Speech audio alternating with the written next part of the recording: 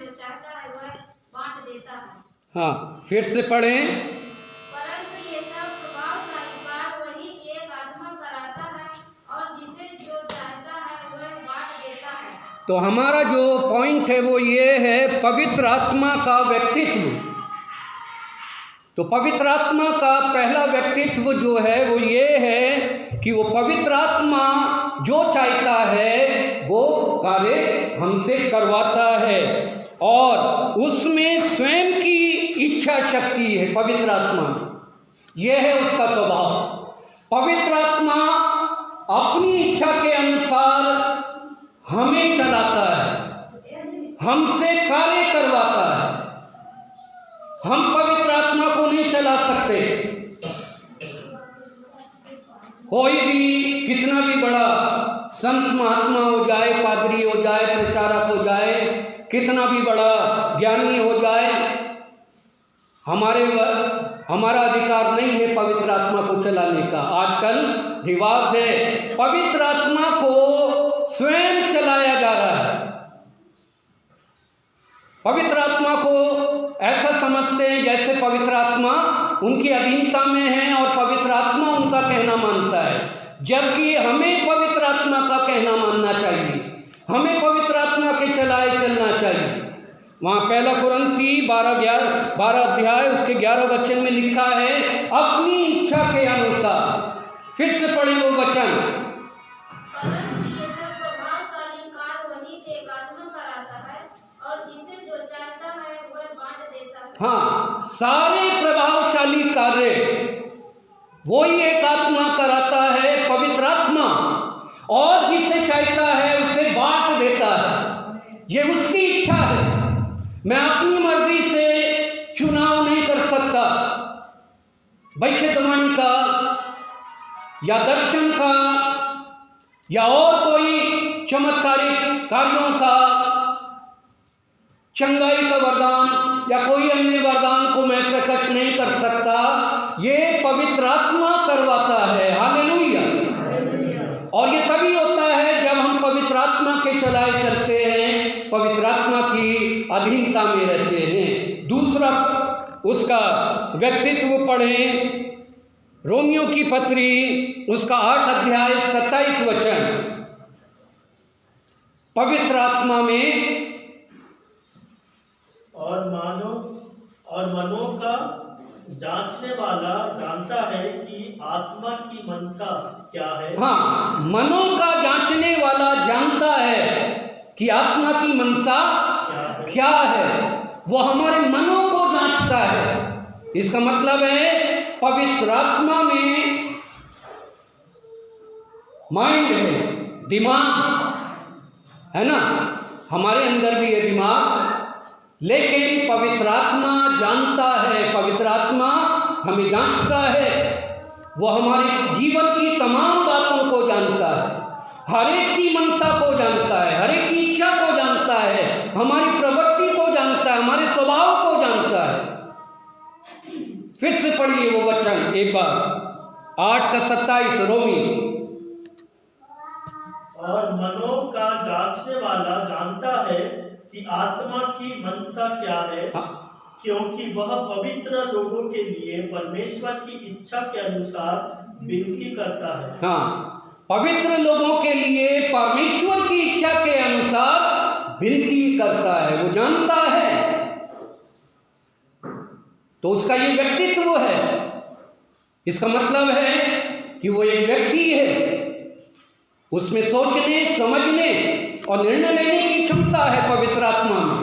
वो खाली हवा नहीं है, उसमें ताकत है, शक्ति है, योग्यता है, क्षमता है। सोचने, समझने, निर्णय और चुनाव करने की उसमें क्षमता है। तीसरी बात पढ़िए, प्रेरितों के काम 8 अध्याय 29 वचन। क्योंकि जिन्हें उसने पहले से जान लिया है उन्हें पहले से ठहराया भी कि उसके पुत्र के स्वरूप में हो, ताकि वह बहुत भाइयों में पहलौठा ठहरे। क्या पढ़ा आपने? प्रेरित 8 का 29। 8 का 29।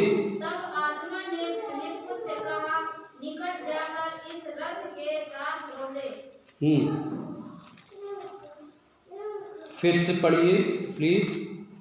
तब आत्मा ने फिलिप्पुस से कहा, निकट जाकर इस रथ के साथ बोले। फिर आत्मा ने फिलिप्पुस से कहा, किसने कहा? इसका मतलब क्या है? आत्मा बोलता है, आत्मा बातचीत करता है। आत्मा, पवित्र आत्मा ने फिलिप्पुस से कहा उस रथ के साथ हो ले।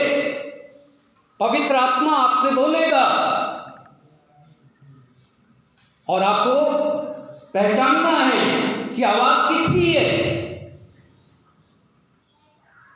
यदि हम वास्तव में प्रभु के जन हैं तो हम आवाज पहचानेंगे। अगर हम सच में पवित्र आत्मा की अधीनता में हैं और पवित्र आत्मा के चलाए चल रहे हैं तो हम पहचानेंगे, हम समझ जाएंगे कि आत्मा कौन सी आत्मा की आवाज़ है। कई बार बहुत से लोग गवाही देते हैं, हमने सुना, हमें आवाज़ आई, हमने सुना, ऐसा लगा कि कोई खटखटा रहा है, कोई हमें नाम लेकर बुला रहा है, किसी ने हमें आवाज दी और हम उठ गए। अब पता नहीं आपके साथ कभी ऐसा हुआ या नहीं हुआ, लेकिन कई बार ऐसा होता है प्रभु के पवित्र लोगों के साथ। आपको ऐसा लगेगा कि कोई आपसे कह रहा है उधर मत जा, रुक जा, प्रार्थना कर। हालेलुया। आपको ऐसा लगेगा कि किसी ने बोला है, आप उठ जाएंगे और आप सचेत होंगे, आप शायद घबरा भी जाएंगे, भयभीत हो जाएंगे। लेकिन यदि आप सच में प्रभु के जाने, उद्धार पाए हुए हैं, प्रार्थना करने वाले जाने और आपके अंदर किसी प्रकार का डर नहीं है, भय नहीं है, तो आप उस आवाज को पहचानेंगे। हालेलुया।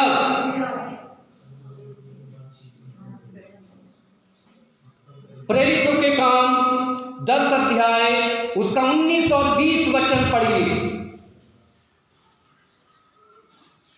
पतरस तो उस दर्शन पर सोच ही रहा था कि आत्मा ने उसे कहा, देख 3 मनुष्य तेरी खोज में हैं, अतः उठकर नीचे जा और कि संकोच उनके साथ बोले, क्योंकि मैं उन्हें भेजा है। हाँ, देखिए इतना बात पवित्र आत्मा करता है। हालेलुया। आपने कभी बात की है पवित्र आत्मा से? पवित्र आत्मा ने आपसे बात की है इस प्रकार? पतरस भी मनुष्य था हमारे समान, वो भी एक विश्वासी था, प्रभु का चेला था, प्रभु का सेवक था, कोई बहुत अनोखा या अनूठा व्यक्ति नहीं था। एलिया भी हमारे समान दुख सुख भोगी मनुष्य था, इसी हाड़ मास में था, इसी संसार में था। लेकिन पवित्र आत्मा ने उनसे बातें की। जब पवित्र आत्मा पतरस से बात कर सकता है, पतरस को आदेश और निर्देश दे सकता है, तो मुझे और आपको आदेश और निर्देश क्यों नहीं देगा? हालेलुया। देना चाहिए या नहीं? पवित्र आत्मा हमसे बातचीत करेगा,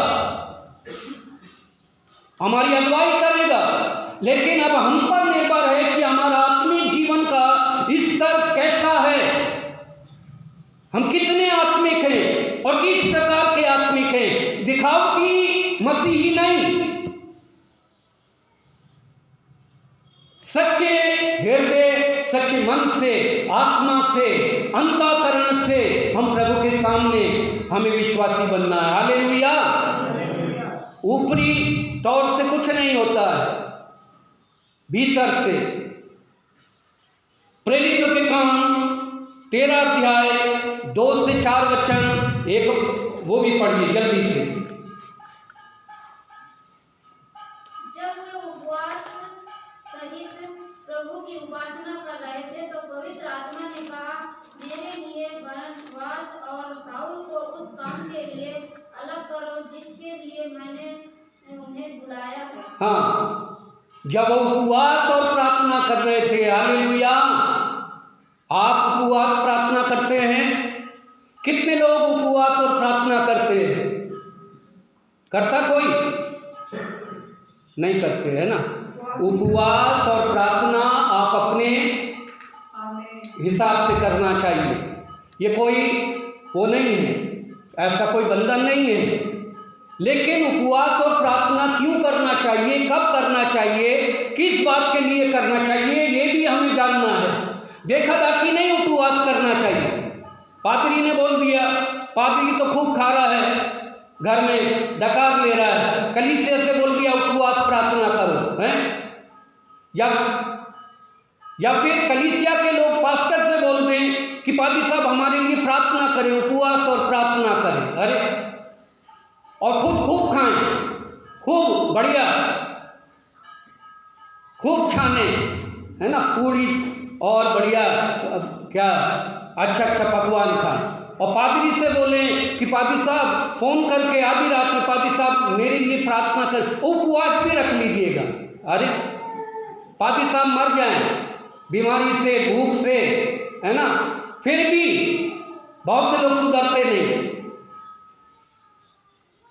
उपवास प्रार्थना बहुत मुख्य विषय है, बहुत अहम विषय है और आत्मिक विषय है, एक आत्मिक मलयुग का विषय है, रीति रिवाज विधि विधान का विषय नहीं है, देखा दाखी का विषय नहीं। अगर आप उपवास रखते हैं, उपवास के अर्थ को हमें समझना है। और वो उपवास रखकर एक विषय के लिए प्रार्थना कर रहे थे, कलीसिया के प्राचीन कलीसिया एक साथ प्रार्थना कर रही थी और उनका जो मनसा थी, उनका आशय जो था, उद्देश्य जो था उपवास और प्रार्थना का, कि वो चुनाव करें, सेवकों का चुनाव करें, उन्हें भेजने का चुनाव करें। तब पवित्र आत्मा ने कहा मेरे लिए पौलुस और किसको अलग करो, हैं जी, क्या, बरनबास और शाऊल, वही पौलुस, उसका पुराना नाम शाऊल है, नया नाम पौलुस है। शाऊल का मतलब है बड़ा, इब्रानी नाम है शाऊल। जब वो प्रभु में नहीं था तो शाऊल कहलाता था, तारसी, तरसूस का शाऊल, फरीसियों का फरीसी, इब्रानियों का इब्रानी, बिन्यामीन के गोत्र का,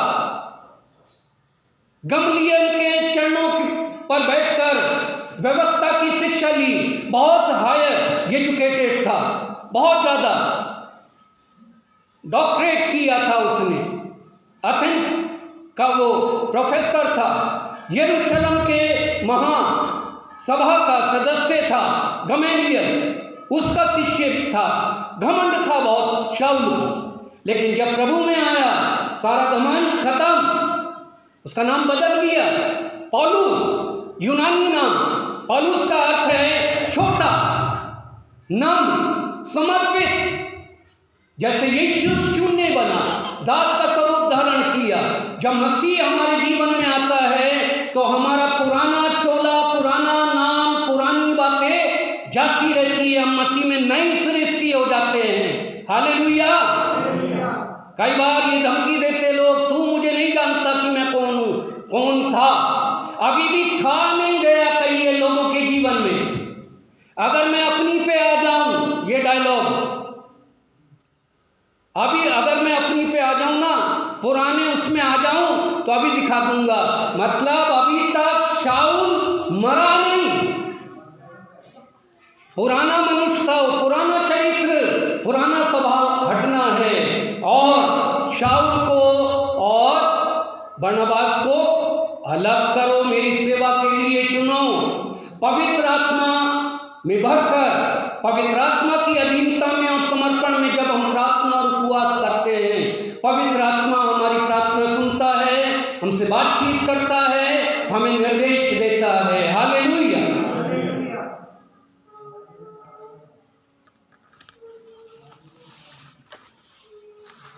पढ़िए प्रेरितों के काम 16 अध्याय उसका 6 और 7 वचन।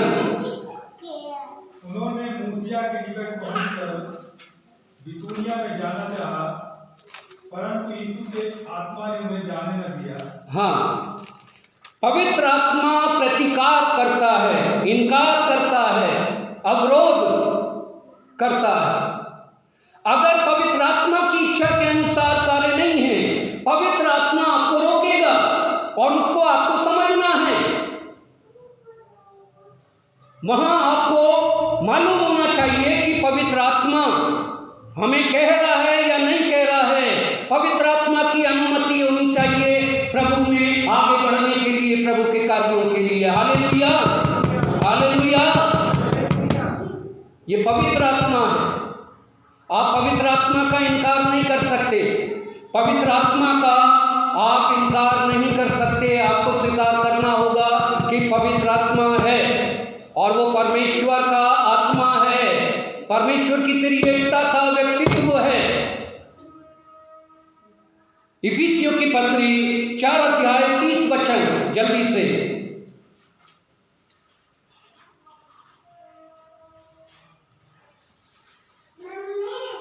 इफिसियों की पत्री 4 अध्याय 30 वचन, पांचवी बात। परमेश्वर के पवित्र आत्मा को शोकित मत करो। हाँ, पवित्र आत्मा को, परमेश्वर के पवित्र आत्मा को शोकित मत करो। कई बार बहुत से लोग पवित्र आत्मा को शोकित करते हैं। हालेलुया। शोकित करने के लिए नहीं, पवित्र आत्मा के लिए हम उसे शोकित ना करें, उसे ना रुलाएं, उसे दुखी ना करें।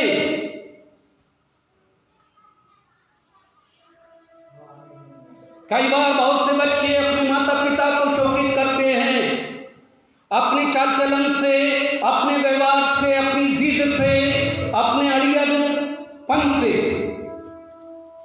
कई बार माता पिता बच्चों को शोकित करते हैं अपने गलत व्यवहार से। हम पवित्र आत्मा को शोकित ना करें, उसका मजाक ना उड़ाएं, ठट्टा ना करें। जब हम लोग छोटे थे, मैं बहुत छोटा था, वो होऊंगा 6-7 साल का, और ये बात लगभग 62-63 साल की है। 1962-63 में मेरठ में दुआ का घर शुरू हुआ था। पास्टर टीजे साइमन जो देहरादून के प्रोफेसर थे, अभी आंटी साइमन बहुत सीरियस है, कैंसर हो गया उनको, तो उनका ऑपरेशन भी हुआ है। उनके लिए भी हम दुआ करते रहे। प्रभु की दासी, प्रभु के दास, महान दास टीजे साइमन आपको पढ़ाए हैं ना? हाँ, मुझे भी पढ़ाए। और मेरे पास्टर थे 62-63 में, उन्होंने दुआ का घर शुरू किया था मेरठ में। और फिर एक सिस्टर एलिस थी और सिस्टर बर्नार्ड, वो लोग पवित्र आत्मा की जागृति सभाएं चलाती थी। Pastor OJ Wilson, sister Alice, sister Bernard और पास्टर चंद लखनऊ के, pastor Harry Liddell, Christie Liddell, pastor एक गोरखपुर के पास्टर थे, मैं उनका नाम अभी स्मरण नहीं आ रहा। ये बड़े बड़े पास्टर लोग, कुरियन थॉमस और अनेक प्रारंभिक प्रभु के दास लोग जगह जगह पवित्र आत्मा की टैरी मीटिंग करते थे। टैरी मीटिंग का मतलब ठहर कर प्रार्थना करते थे, 2-2 दिन, 3-3 दिन उपवास करके, और बहुत से लोग पवित्र आत्मा से भर रहे थे। हालेलुया। उन दिनों में ये मेरा जातीय अनुभव है। मेरे माता पिता भी जो मेथोडिस्ट से आए थे, विश्वास में आए, बपतिस्मा लिया।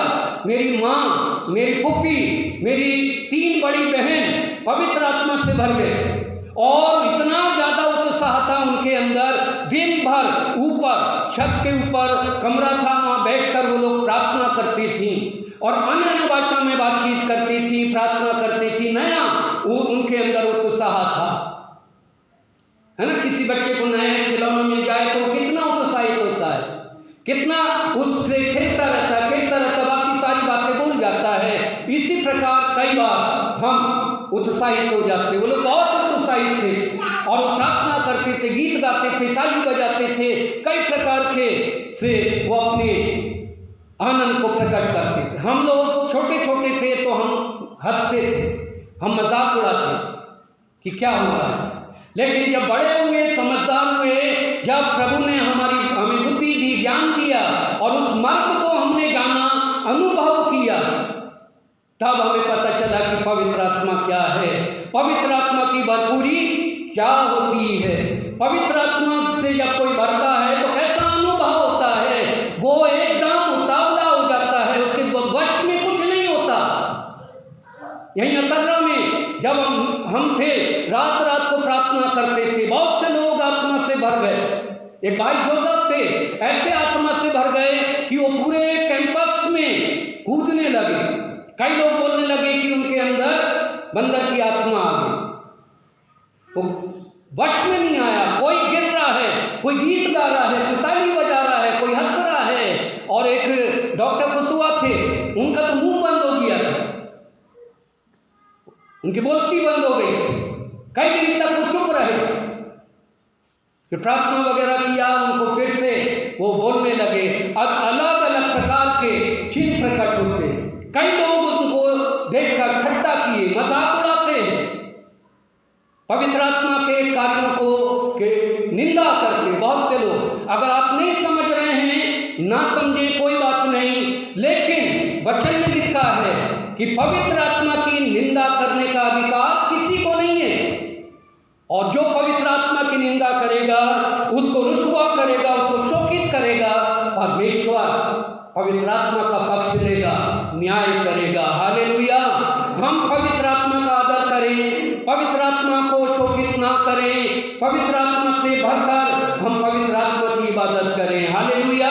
जैसे हम यीशु को आदर देते हैं, जैसे हम परमेश्वर को आदर देते हैं, वैसे ही परमेश्वर के आत्मा को भी हम आदर और सम्मान देने वाले हो जाएं। आमीन। हालेलुया।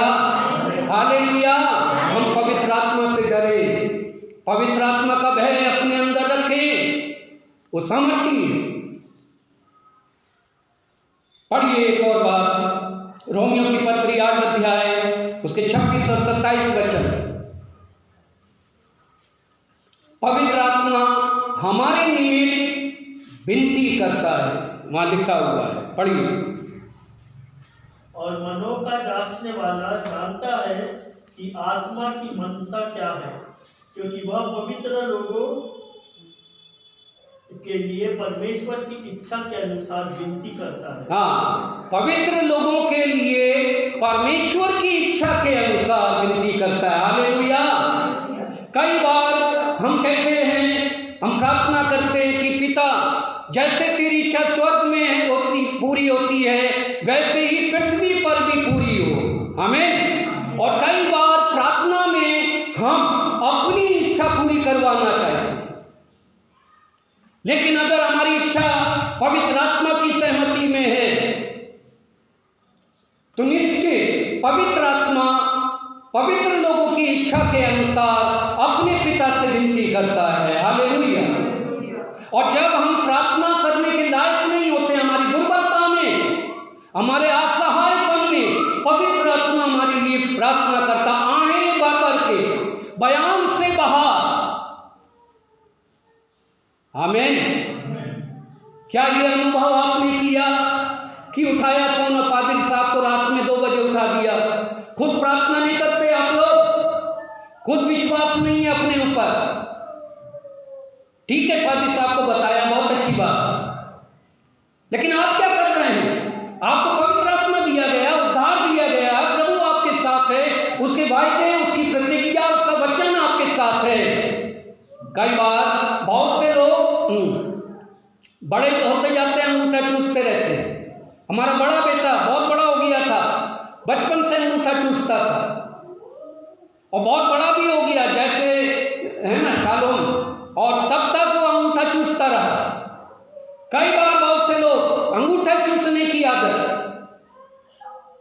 उनके अंदर से बचपना जाता नहीं है, वो मैच्योर परिपक्व होना नहीं चाहते, स्वयं खड़ा होकर चलना नहीं चाहते, स्वयं अपने हाथ से खाना नहीं चाहते, स्वयं उठाकर पानी नहीं पीना चाहते, स्वयं अपना कार्य करने का प्रयास नहीं करते। हम अपने शारीरिक पार्थिव जीवन में भी, आत्मिक जीवन में भी, मैं ये नहीं कह रहा कि पास्टर जी को याद ना करें, हाँ उनके साथ शेयर करें, सारी बातें शेयर करें। हालेलुया। लेकिन हमारा विश्वास बलवंत होना चाहिए। हम स्वयं, अगर हम खुद ही प्रार्थना नहीं कर पा रहे हैं अपने लिए, तो हम दूसरों के लिए क्या प्रार्थना करेंगे? क्या गवाही होगी हमारी? कितना समय हो गया? खैर, पवित्र आत्मा हमारी सहायता करता है, हालेलुया। और ये उस अवस्था में सहायता करता है जब हम बोझ से दबे होते हैं, जब हम लाचार होते हैं, जब हम बहुत ही दुर्बल होते हैं, समस्याओं से गिर गए हैं, बहुत ही ज़्यादा शैतान और दुष्ट आत्माएं हमें घेरे हुए हैं, हम बहुत मलयुद्ध कर रहे हैं। कई बार हमारे मुंह से आवाज़ नहीं निकलती है, कई बार ऐसा स्वप्न देख लेते हैं रात को सोते समय, हमारी सांस बंद होने लगती है। हम ऐसी अवस्था में क्या करें? होता है, कई बार आपको हुआ है, कई बार हो जाता है। अब क्यों होता है ये आप जाने। कई बार गलत रीति से सो गए और कोई नस दब गई, गलत करवट में सो गए, ब्लड प्रेशर वगैरह थोड़ा सा ऊपर नीचे हो जाता है, इससे थोड़ा सा कुछ फर्क पड़ता होगा शरीर पर। या ये भी हो सकता है कि दुष्ट आत्मा आपको आके दबा रही है, ऐसा लगता है कि कोई गला दबा रहा है, कोई आपको मार रहा है, कोई छाती पे चढ़ गया, किसी ने आपको पकड़ लिया। हुआ कभी आपके साथ ऐसा? और भी होगा। ऐसा होता है। और क्यों होता है ये जाना आपने, क्यों हो रहा है उसको जानिए, क्यों हो रहा है। पूरा समर्पण प्रभु यीशु के लहू में हम ढके रहें, उसकी पवित्र आत्मा की अधीनता में रहें, प्रभु के पंखों के नीचे आ जाएं, उसकी शरण स्थान में बने रहें। आमीन। कोई भी मृत्यु, कोई भी रोग, किसी भी प्रकार का कोई भी ऐसा जलता हुआ तीर आपके निकट नहीं आएगा, ये प्रभु का वायदा है। और पवित्र आत्मा हमारे लिए विनती करता है, हमारी सहायता करता है। कई लोग तो प्रार्थना करते ही नहीं है घर में, कई परिवारों में प्रार्थनाएं नहीं होती। हम प्रार्थना करें, हालेलुया।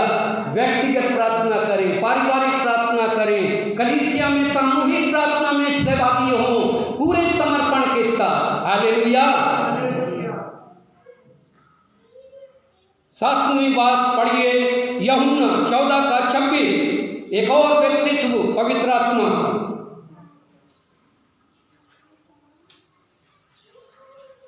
पढ़िए क्या लिखा है वहां, यूहन्ना रचित सुसमाचार 14:26।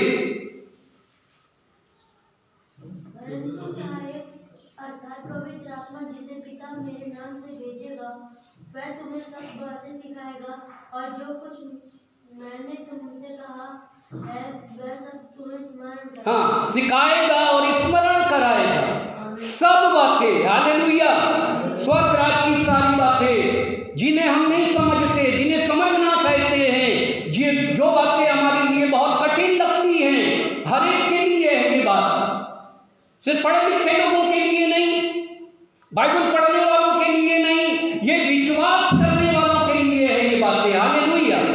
अगर आपने प्रभु को, यीशु को अपना उद्धारकर्ता, मुक्तिदाता, परमेश्वर का पुत्र करके माना है सच्चे रीति से, उसकी आज्ञाओं को माना है, अब हमारा जीवन समर्पित है, मसीह के लिए समर्पित है, उसके चरणों पर, उसके क्रूस पर हमने अपना जीवन दे दिया है सच में, और तमाम बातों को त्याग दिया है। हमारे अंदर अब कोई नाम धराई नहीं है, कोई दिखावा नहीं है संसारिक। हमने उन तमाम पुराने चोले को उतार दिया है, अब हम मसीह में हैं। तो ये पवित्र आत्मा निश्चय हमें सिखाएगा, सारी बातें सिखाएगा, हालेलुया। मुझको सिखाता है ये सारी बातें, परमेश्वर का प्रकाशन प्रभु का आत्मा देता है। और जो हम पढ़ते हैं, जो भी अध्ययन किया है, जो भी सुनते हैं, उसे स्मरण कराता है, हमारी स्मरण शक्ति को बढ़ा देता है, हमारी सोच को मजबूत करता है। आमीन, हालेलुया। नहीं भूल, मैं धन्यवाद देता हूँ प्रभु मुझे अकर्रा में लेकर आया, है ना। मेरा बहुत वर्षों का रुका हुआ बहुत सा काम पूरा हो गया, दिल्ली में नहीं कर पा रहा था, यहाँ आया, बहुत टाइम मिला मुझे, मैंने बहुत कई वर्षों से जो काम अटका हुआ था वो पूरा हो गया, है ना। कोई लॉटरी वॉटरी नहीं लग गई, कोई ज़मीन जायदाद नहीं लग गई हाथ में, मेरी कई किताबें अधूरी पड़ी थी, उनको पूरा किया। हालेलुया। प्रकाशित वाक्य की 7 कलीसिया के ऊपर कई सालों से अध्ययन मनन कर रहा था, वो पूरा हो गया। बीते 3 साल से किताब लिख रहा था, पुरानी वाचा और मसीह के लहू में नई वाचा, वो पूरी हो गई। 269 पेजेस हो गए उसके, कंप्लीट हो गए, और उसको मैंने सबमिट किया और वो एक्सेप्ट हो गया, क्या बोलते हैं उसको, डॉक्टरेट डिग्री के लिए, है ना। डीडी तो मिल गया था मुझे, लेकिन उसी यूनिवर्सिटी में मैंने उसको सबमिट किया, तो मेरा वो थीसिस सबमिट हो गया, एक्सेप्ट हो गया। और प्रभु ने चाहा तो जनवरी में 31 तारीख तक मुझको पीएचडी का उपाधि मिल जाएगा। अब पीएचडी का उपाधि मुझको क्या चाहिए, क्यों चाहिए, कहीं नौकरी तो करनी नहीं है ना, उसको सर पर माथे पर बांध के तो घूमना नहीं है, लेकिन ये प्रमाणित जरूर हो जाएगा कि हाँ मैंने मेहनत किया, वचन को पढ़ा है और मैंने खोज की है एक विषय के ऊपर, और बहुत से लोगों के लिए वो लाभान्वित होगा, वो किताब छप जाए। प्रार्थना कीजिए, आमीन। और बहुत से प्रभु के लोग, परिवार, मसीह लोग वचन को सीखें सही रीति से, तो वो तुम्हें सिखाएगा, स्मरण कराएगा। हम अपने बच्चों के लिए परेशान होते हैं, हम अपने बच्चों को प्रभु के हाथ में सौंप दें, पवित्र आत्मा हमारे बच्चों को बुद्धि और ज्ञान देगा, योग्यता देगा, क्षमता देगा। हालेलुया। मेरा बड़ा बेटा, मैं अपने परिवार के गुणगान नहीं गाता हूँ, ना अपने बारे में ज़्यादा मैं नहीं बोलता कभी, वो अच्छा भी नहीं है, लेकिन मैं बताना चाहता हूँ, जीवन भर मैं गांव देहात में रहा और नीचे तबके में, नीचे स्तर पे मैंने सेवा की। मेरे दोनों बेटे ऐसे ही पढ़े, अतर्रा में पढ़े। दिल्ली में जब गए तो वहाँ भी सरकारी स्कूल में पढ़े, हिंदी मीडियम में, लेकिन बड़ा बेटा और दोनों बेटे, अब छोटा बेटा तो नहीं है, लेकिन जब तक था, वो दोनों बेटों को परमेश्वर ने कहाँ से बुद्धि और ज्ञान दिया, क्या उनको अकल दी, इतनी योग्यता, इतना अच्छा वो सक्षम हो गए पढ़ाई लिखाई में। और बड़ा बेटा तो बहुत काबिल निकला, बहुत ज़्यादा, कई देशों की अंग्रेजी वो जानता, बोलता और उनके साथ बिजनेस करता है। ऑस्ट्रेलिया की हो, अफ्रीका की है, इंग्लैंड की है, अमेरिका की है, जर्मन की है, फ्रांस की, अलग अलग देशों में अलग अलग उच्चारण, अलग अलग तरीके से बोली जाती है, भाषा एक ही है अंग्रेजी, लेकिन उनका बोलने का तरीका, सुनने और समझने का तरीका फर्क होता है। कई बार हम सोचते हैं कहाँ ट्रेनिंग किया, हिंदी मीडियम में पढ़ा, गांव देहात में पढ़ा, लेकिन जब हम प्रार्थना करते अपने बच्चों के लिए, हम अपने बच्चों को ईमानदारी से समर्पित करते हैं, प्रभु उन्हें योग्यता देता है, प्रभु उन्हें बुद्धि देता है, पवित्र आत्मा उनको चलाता है, पवित्र आत्मा हमें भी सिखाता है, हमारे बच्चों को भी सिखाता है। Hallelujah, amen, hallelujah, good. Next point, major point, emblems of the holy spirit, पवित्र आत्मा के प्रतीक चिन्ह। इसमें थोड़ा सा मैं बताऊंगा। ये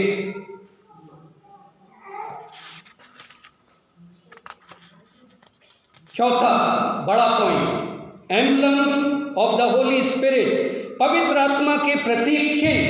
जल्दी से आगे बढ़ेंगे, ज़्यादा नहीं लेंगे समय। इसमें यूहन्ना 1:32 और 33, मत्ती 3 अध्याय उसका 16 और 17 वचन, वहाँ पर जिक्र है कि जब प्रभु यीशु मसीह बपतिस्मा लेकर पानी से ऊपर आया तो पवित्र आत्मा कबूतर की नाई प्रभु यीशु मसीह के ऊपर आकर ठहर गया। ऐसे ही लिखा है ना, कबूतर की नाई। कबूतर पवित्र आत्मा नहीं है, लेकिन कबूतर की नाई पवित्र आत्मा को आते हुए देखा। वहाँ जो उपस्थित थे उन्होंने अपने बयान में लिख दिया कि पवित्र आत्मा कबूतर की नाई उतरा। और जब आप कबूतर को उतरते हुए देखिए, कभी ऐसे फड़फड़ाते हुए उतरता है, ऐसे ऐसे करके उतरता है। ऐसे ही पवित्र आत्मा आया और यीशु के सर पर ठहर गया। तो कबूतर को पवित्र आत्मा का एक चिन्ह माना गया है, पवित्र आत्मा को कबूतर नहीं माना गया। कबूतर पवित्र आत्मा नहीं है, लेकिन एक चिन्ह के रूप में दर्शाया गया, क्योंकि पवित्र आत्मा के कबूतर की नाई उतरा था। अब कबूतर में कोई महत्व नहीं है कि आप कबूतर को पाल लें, कबूतर की पूजा करने लगे, कबूतर का आप कैलेंडर रख लें, कबूतर को आप पवित्र आत्मा मानकर उसकी आराधना उपासना करने लगे। ऐसी कोई बात नहीं है, ऐसी शिक्षा नहीं है। सिर्फ एक सिंबल, एक चिन्ह के रूप में, प्रतीक के रूप में दर्शाया गया। दूसरा, तेल। तेल जो है पवित्र आत्मा को दर्शाता है। बाइबल में तेल का जिक्र है। तेल जो है वो पवित्र आत्मा को दर्शाता है। और बाइबल इस बात को बताती है, तेल को अलग अलग उपयोग के लिए इस्तेमाल किया जाता था। बाइबल में पुराने नियम में भी, आज भी दिया जलाने के लिए, खाना पकाने के लिए, और मंदिर में मंदिर का दिया जलाने के लिए, याजक और सेवकों का और राजाओं का अभिषेक करने के लिए भी तेल का इस्तेमाल किया जाता था। लेकिन तेल में फर्क होता था। जैतून का तेल होता था, लेकिन जो अभिषेक का तेल होता था वो अलग होता था, जो मंदिर में रखा जाता था। और देखिए भजन संहिता 23 उसके 5वें वचन में क्या लिखा है, तूने मेरे सिर पर तेल मला है और मेरा कटोरा उमड़ रहा है, लबरेज हो रहा है। तूने मेरे सर पर तेल मला, यह अभिषेक का तेल है। भजन संहिता 92 उसके 10 वचन में लिखा है, टटके हुए तेल से चुपड़ा गया। टटका हुआ तेल, यह कौन सा तेल है? टटका तेल किसे बोलते हैं? बताएगा कोई शाब्दिक अर्थ? टटका हुआ तेल जो कूटा हुआ होता है, कूट कर निकाला जाता है, शुद्ध, बिल्कुल पवित्र, उस तेल से जो कूट कर निकाला जाता था, मंदिर में रखा जाता था। उसमें कई प्रकार की जड़ी बूटी और गरम मसाले मिलाए जाते थे, जिसका जिक्र भजन संहिता 133 उसके 2 वचन में लिखा है, उत्तम तेल। ये तो उस उत्तम तेल के समान है जो हारून के सर पर डाला गया, उसकी दाढ़ी से बहता हुआ उसके वस्त्र की छोर तक पहुंच गया, है ना। भजन संहिता 133। क्या ये बढ़िया और मनोहर बात है कि भाई लोग आपस में मिले रहे। हालेलुया। अब ये दो रिश्तेदारी की बात नहीं है, ये ऐसे ही नहीं है, ये बहुत बड़ी बात है जो यहां कही गई है, भाई लोग आपस में मिले रहे। ये वाचा के भाइयों के लिए कहा गया है जिन्होंने वाचा बांधी है। जैसे यीशु ने अपने चेलों के साथ वाचा बांधी थी, अपने लहू की वाचा, जिसका प्रमाण ये प्रभु भोज है आज हमारे सामने, ये लहू और रोटी।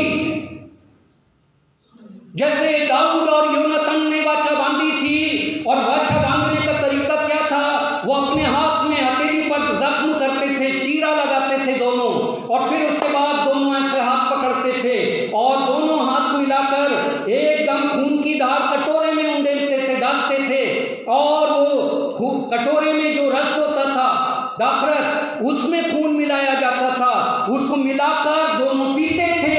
उसके बाद वो दोनों लहू रक्त भाई कहलाते थे, खून की वाचा के भाई कहलाते थे। यहाँ उन भाइयों की बात है। हालेलुया। या आमतौर पर कि हम सब भाई हैं, हम बहन हैं, हम बहुत आसानी से भाई बहन बन जाते हैं, लेकिन वास्तव में हम भाई बहन तभी होंगे जब हमारी वाचा एक जैसी होगी। हालेलुया।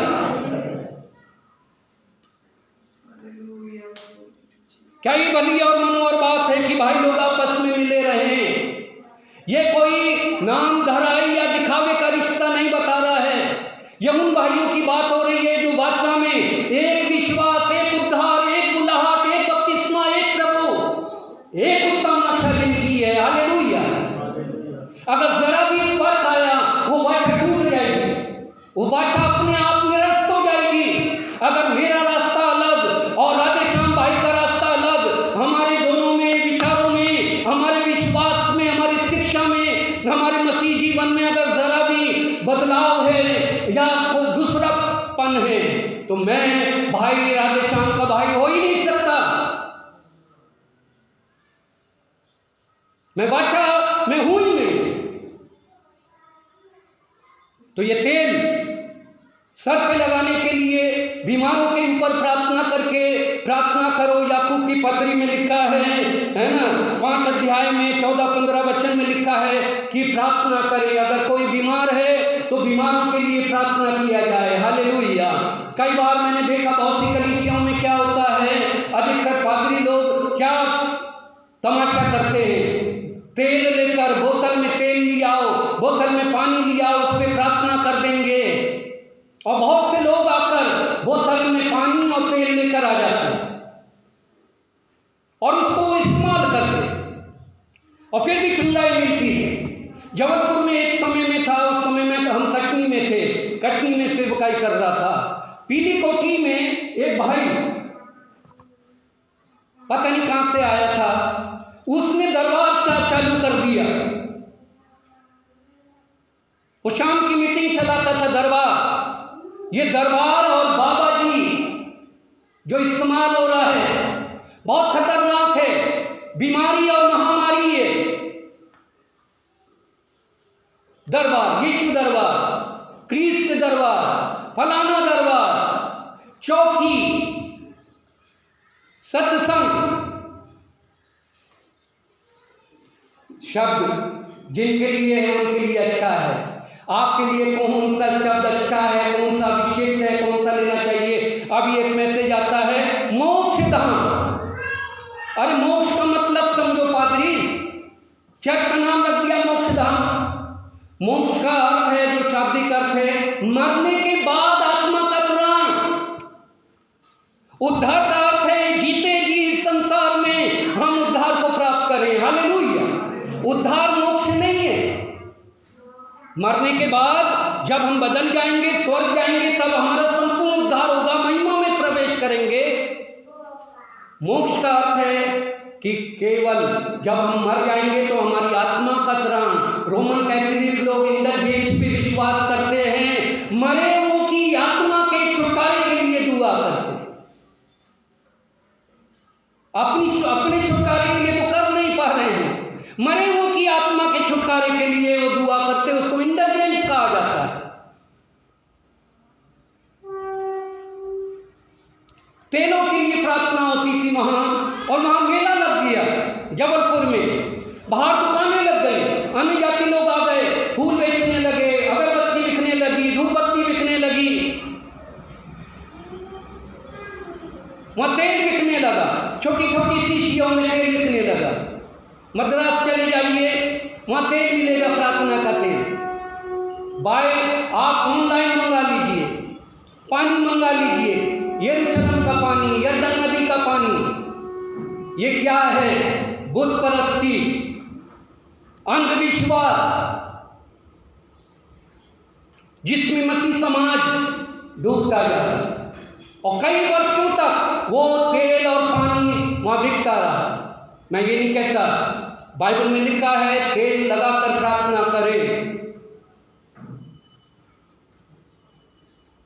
प्रभु यीशु का अधिकार सारी चीजों पर है।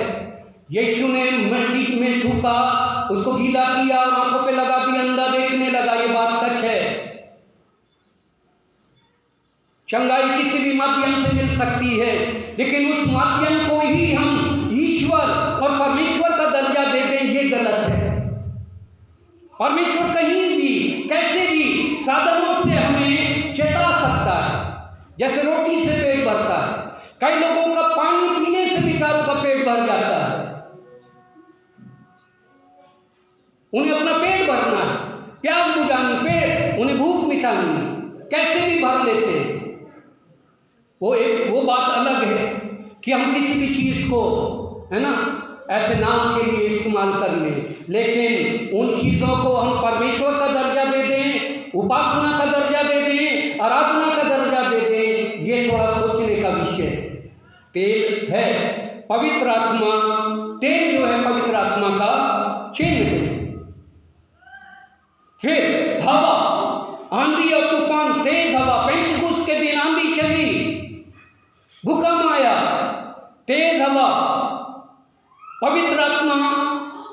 ये जो हवा है, तेज हवा, हर एक हवा नहीं, लेकिन जब पवित्र आत्मा की हवा होगी, पवित्र आत्मा अपने प्रभाव को प्रकट करता हवा के माध्यम से, हवा के द्वारा, हवा के समान, आंधी और तूफान के समान। उसे हमें समझना है, हर एक आंधी तूफान पवित्र आत्मा नहीं है, लेकिन जब पवित्र आत्मा का कार्य होगा तो आंधी और तूफान के समान वो अपने को, अपनी सामर्थ को, अपने वजूद को प्रकट करेगा। हालेलुया। बादल पवित्र आत्मा का एक चिन्ह है। जैसे बादल वर्षा करता है, घेर लेता है, छाया देता है, 40 वर्ष तक उनके सर के ऊपर बादल मंडराता रहा, वो परमेश्वर की उपस्थिति थी। और मिलाप वाले तंबू के ऊपर भी बादल मंडराता था, वो महिमा का बादल, पवित्र आत्मा की उपस्थिति का बादल था। हर एक बादल गरजने वाला, बरसने वाला, हवा में उड़ने वाला बादल हो सकता है, लेकिन बादल जो है पवित्र आत्मा को भी दर्शाता है। जल पवित्र आत्मा को दर्शाता है। यीशु मसीह ने निकोदेमुस से ये बात कही, जल में जीवन है, पवित्र आत्मा में भी जीवन है। जल हमारे प्यास को बुझाता है, पवित्र आत्मा हमारी आत्मिक प्यास को बुझाता, हमें तृप्त करता है, हमें शुद्ध करता है। जल शुद्धि का प्रगटीकरण चिन्ह है। पवित्र आत्मा हमें शुद्ध करता है, हमारे मन को, हमारे चरित्र को, हमारे कार्यों को, हमारे जीवन को, हमारे विचारों को पवित्र करता है। अगर हम परमेश्वर की आत्मा, पवित्र आत्मा से भर जाएं, उसको आदर दें, उसे स्वीकार करें, वो पवित्र आत्मा हमें शुद्ध करेगा। हालेलुया। हमें हमारी प्यास बुझा देगा, हमें ठंडा करेगा, हमारे जीने जीने आएगा। हालेलुया। तो पवित्र आत्मा प्रभु का आत्मा है और त्रिएकता का एक व्यक्तित्व है। तो आज के लिए ये इतना काफ़ी है। नेक्स्ट, अगर प्रभु ने चाहा, प्रभु ने अनुग्रह किया, तो इसी में एक पॉइंट और, पवित्र आत्मा के नाम और उपाधियाँ, ये मैं बताऊंगा अगली बार जब मुझे समय मिलेगा। प्रभु हम सबको आशीष दे। आमीन। हालेलुया। आइए हम प्रार्थना करें, आंखें बंद करें, थोड़ा सा अपने को प्रभु के सन्मुख समर्पित करें। पवित्र आत्मा के लिए हम विनती और प्रार्थना करें। पवित्र आत्मा को हम समझें, पवित्र आत्मा से हम संपर्क करें, पवित्र आत्मा की अधीनता में हम आ जाएं। प्रभु धन्यवाद, पवित्र आत्मा आपका धन्यवाद, आज के इस पवित्र दिन के लिए धन्यवाद। उपस्थित हमारे सभी प्रिय लोगों को आप आशीषित करें, छुएं और बातचीत करें। अपना अनुग्रह, अपनी करुणा, अपनी दया हर एक के ऊपर प्रकट करें। आगे की सेवकाई को प्रभु आप अगुवाई करें। पवित्र आत्मा आप हमारे मध्य में हैं, आप हमें निर्देश दें, हमें आदेश दें। सारी महिमा आपको देती मांगती यीशु के नाम से। आमीन। आमीन।